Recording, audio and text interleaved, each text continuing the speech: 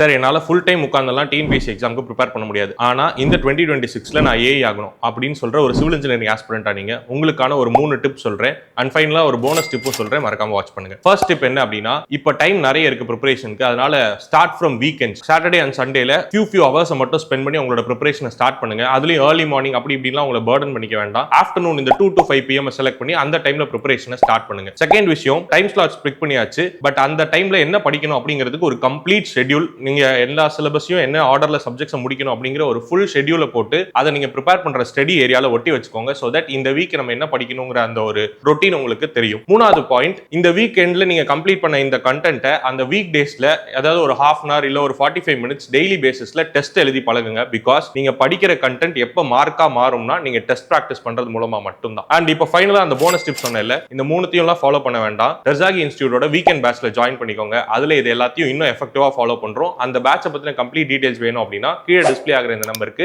Weekend batch அப்படின்னு WhatsApp பண்ணுங்க. Thank you.